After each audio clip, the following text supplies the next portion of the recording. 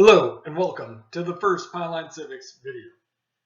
Here we will engage in learning the history, background, structure, and functions of the federal, state, and local governments of the United States. The government of the United States is a democratic federal republic under the Constitution of 1787 and its amendments. You might be asking, what is a democratic federal republic? Well, one like the United States has a federal government that is responsible for certain national responsibilities such as defense, foreign relations, and regulation of interstate commerce, while individual states retain some power to govern their own affairs. The government operates through a system of checks and balances, with separate branches of government having defined powers and responsibilities.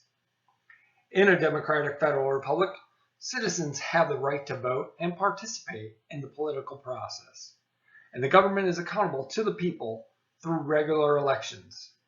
This form of government aims to balance the needs of the individual states with the interest of the country as a whole.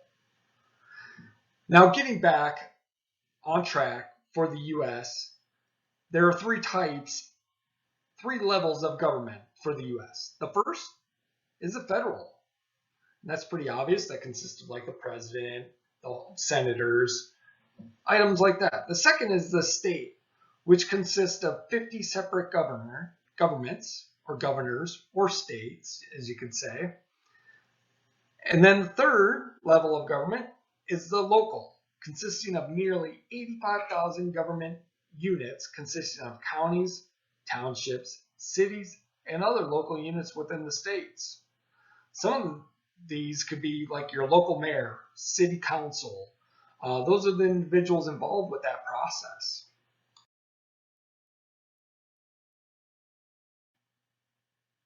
The U.S. Constitution was adopted on June 21st, 1788, when New Hampshire became the 9th state to ratify.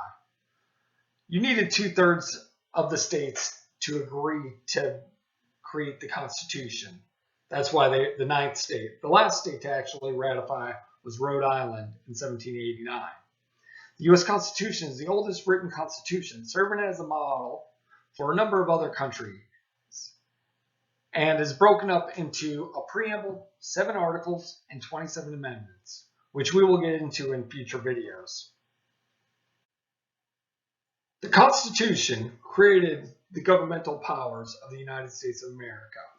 These powers are broken up into 3 supposedly equal branches. The first is the executive branch, which is the president, who is chosen through the Electoral College. The electorates of the Electoral College are members elected by the people from their respective states. The president's job is to carry out the laws of the land. The legislative branch is the one who makes the laws that the president carries out. And this branch consists of the Senate and the House of Representatives, who are both directly elected by the people within their respective states or districts. The final branch is the judicial branch, which interprets the laws. And you may ask, well, what does it mean by interpreting the law? Well, the process of interpreting laws typically begins when a case is brought before a court. The judge must consider the language of the law, its legislative history, and any prior court decisions that may be relevant to the case. That's the basic principles of interpreting the law. And the judicial branch is made up of the Supreme Court as well as federal courts. And this branch is appointed by the president with confirmation through the Senate.